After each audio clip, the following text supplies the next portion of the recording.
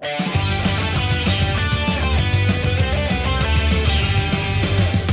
everybody, this is Ben Robertson here, and I have arrived at the wonderful festival of Melodifestivalen, the competition where Sweden will pick their Eurovision song. And it all kicks off here in the city of Linköping. This is, the real middle of Sweden now. We're about equidistant between Stockholm and Gothenburg, right in the middle of the country. And this is the 5th largest city here in Sweden. In the whole greater county-wide area, it's about just over 250,000 people, and there's a big university of 32,000. So, in Swedish we say this is a lagom place. It's just right. It's not too big, it's not too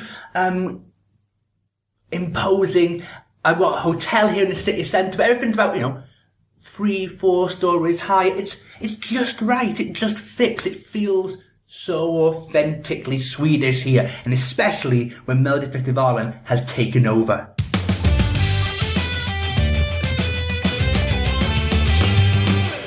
I have to admit, Linköping's quite a nice place. If you ever want to come and stop off on your journeys through Sweden, this would be a lovely little place to come, have a bit of lunch, see a couple of shops, some independent ones, some chain ones here. I got myself some lunch. Big tradition here in Sweden, you go out for a lunchtime big meal.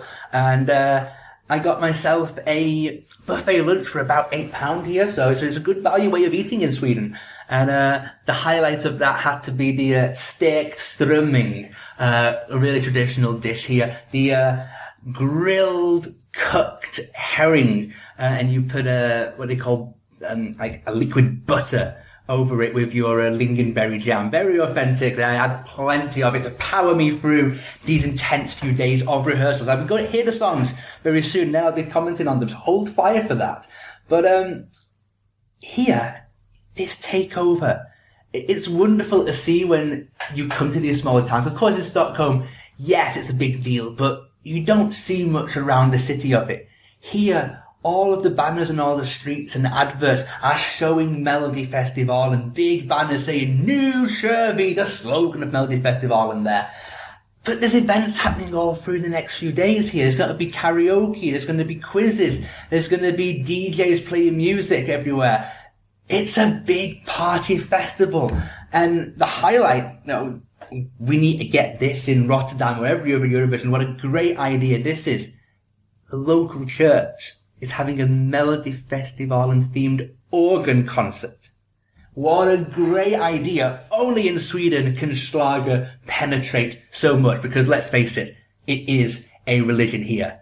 Now, the bit you're waiting for, let's review those songs.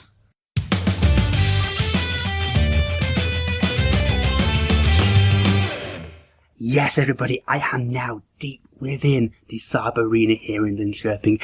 Today, I have been watching all of the rehearsals, and let me tell you, Melodifestivalen once again delivers on an absolutely fantastic production. The stage is probably the most notable thing this year. There's no LEDs involved in it, and what we understand is there's not many fireworks this year, no backdrops of fireworks coming down from the stage. It's a fabric backdrop. And there's very tight-in projections that are applied to this. It almost looks, in between the songs, like you're actually in a theatre where you've got a curtain across the back of it. But there's a lot of different things they can do, putting projections onto that, and it's a technology that I think is going to be really interesting to look into. But of course the songs, how do the songs work with that? And you've got the most classic modern Melodifestivalen opener. It's almost like they asked the man who was like 9 months ago, hey, would you open the show for us? Because it just kicks it going. It just is so Melodifestivalen. The structure is quite generic, especially the post-chorus for me, but the three girls have great voices. It delivers.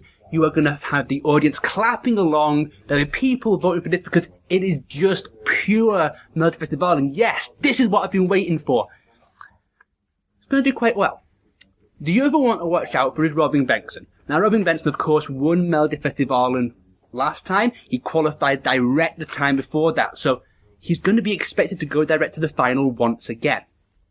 This song here, it starts off quite nice. It's got that clapping beat to it as it picks up. And he's alone on stage. There's no dance routine of this here.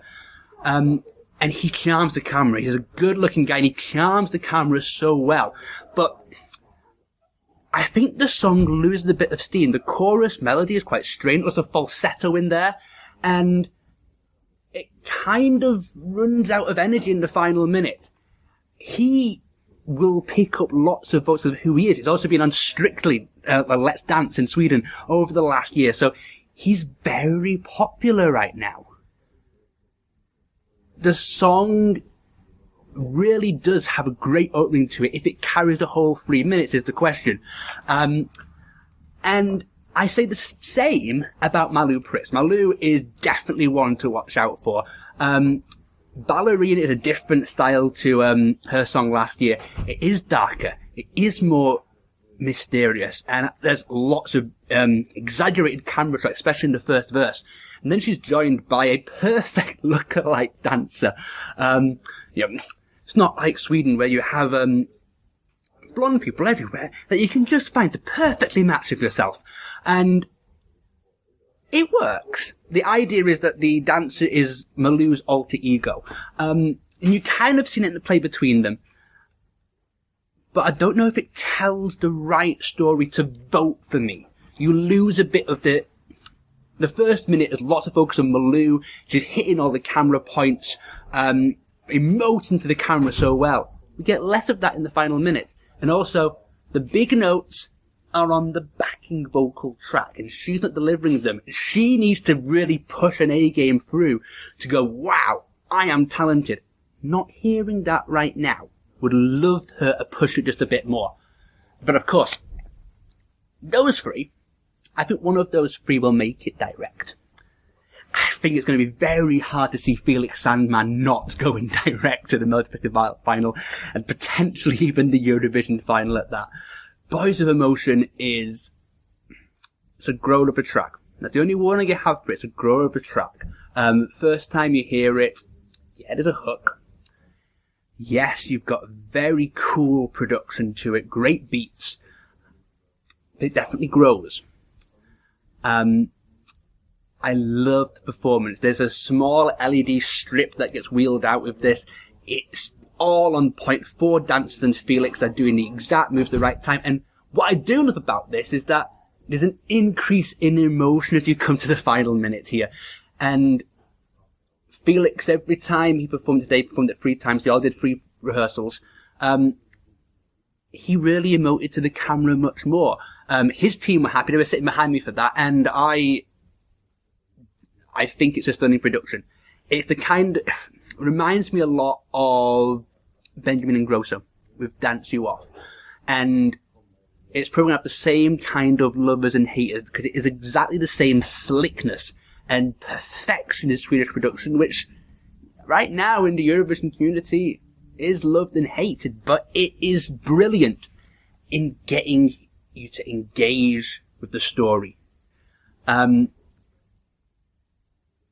Would it be a good Eurovision song? Possibly. I think the kind of thing that would have to get really big radio airplay to be a contender in May. It isn't an immediate one. It'd be interesting to see how it does on Saturday and how much Felix is a big star. You know, there's 500,000 Instagram followers we're talking about here can deliver. Those are the 4 that are really coming out. You have Sonia Alden, of course, and you've got a very Sonia Alden ballad. I believe there's a little hint of a key change, so you have that classicness there. There will be people who like that in the show, but I think there's a very clear top 4 developing here at Melodifestivalen in the first semi-final. Hope you enjoyed a little bit of podcasting. I will be heading to Gothenburg next week, and hopefully I can give you the secret updates from backstage once more. This is Ben Robertson tuning out from Linköping. Have a great show. The ESC Insight podcast from Melodifestivalen was hosted and written by Ben Robertson. www.escinsight.com